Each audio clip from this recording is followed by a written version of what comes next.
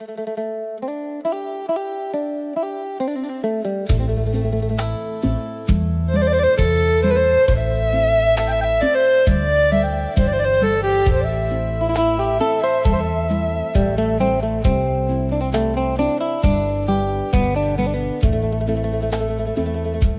ស្ដីសួស្ដីនាងទូចសស្ដាខ្ញុំសុំសួមតិចនៅភូមិណាដែរតាបចំបិននេះនាងរវល់អត់នាងសុំឆ្លើយផងខ្ញុំឃើញនាងរាល់ពេលមកវត្តស្នាមញញឹមជានិច្ចបើនាងទំនេរសូមឆ្លើយមកខ្ញុំចង់ជួបបន្តិចបានទេបើយល់ព្រមខ្ញុំនឹងរងចាំនាងនៅមកផ្ទះចំបាននេះនាងរវល់អត់ចំបាននេះនាងរវល់អត់ខ្ញុំមានរឿងចង់និយាយនាងរវល់អត់នាងរវល់អត់បើទំនេរមកជួយខ្ញុំបានទេនាងរវល់អត់នាងរវល់អត់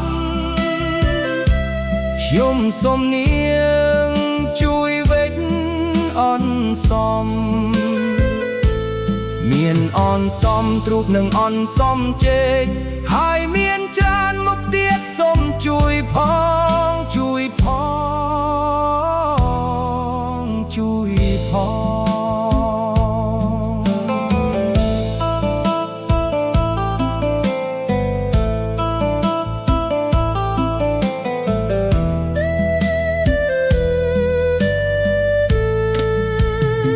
ថ្ងៃភ្ជុំបិណ្ឌ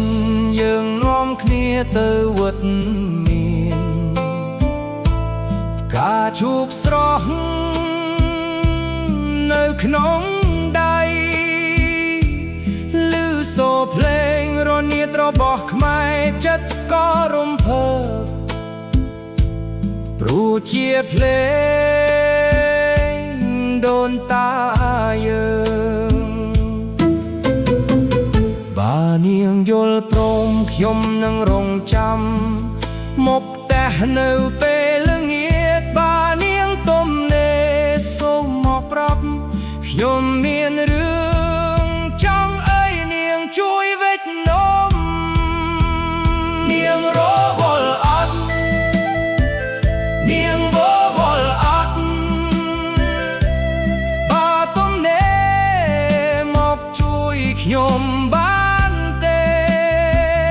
នាងរវល់អត់នាងរវល់អត់បើថ្ងៃនេះនាងមិនអាចឆ្លើយបានស្អែកខ្ញុំក៏នៅរងចាំបានដែ